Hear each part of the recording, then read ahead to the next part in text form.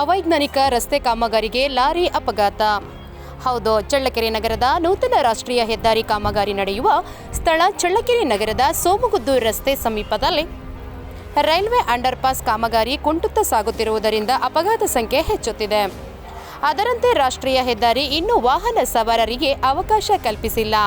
ಆದರೂ ನಗರದಲ್ಲಿ ಜನದಟ್ಟಣೆ ಟ್ರಾಫಿಕ್ ಇರುವ ಕಾರಣ ನಗರದ ಹೊರವಲಯದ ರಾಷ್ಟ್ರೀಯ ಹೆದ್ದಾರಿ ಮೂಲಕ ಭಾರೀ ವಾಹನಗಳು ಓಡಾಡುತ್ತವೆ. ಇನ್ನು ರಾತ್ರಿ ವೇಳೆ ಬಂದ ಲಾರಿಯೊಂದು ಅಂಡರ್ ಪಾಸ್ ಸಮೀಪದಲ್ಲಿ ಸಂಪೂರ್ಣ ಕಾಮಗಾರಿ ಮಾಡದೆ ಇನ್ನೂ ಸೂಚನಾ ಫಲಕ ಹಾಕದೇ ಇರುವುದೇ ಈ ಅಪಘಾತಕ್ಕೆ ಕಾರಣವಾಗಿದೆ. ಇನ್ನು ಲಾರಿ ಅಪಘಾತದಲ್ಲಿ ಯಾವುದೇ ಪ್ರಾಣಾಪಾಯ ಸಂಭವಿಸಿಲ್ಲ ಎಂದು ಸ್ಥಳೀಯರ ಮಾತಾಗಿದೆ.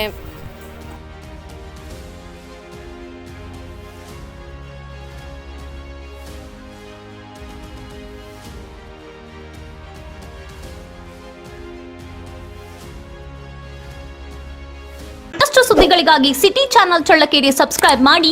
ನಮ್ಮ ಚಳ್ಳಕೆರೆ ಟಿವಿಯನ್ನು ಪ್ರತಿದಿನ ಸಂಜೆ 8 ಗಂಟೆಗೆ ವೀಕ್ಷಿಸಿ.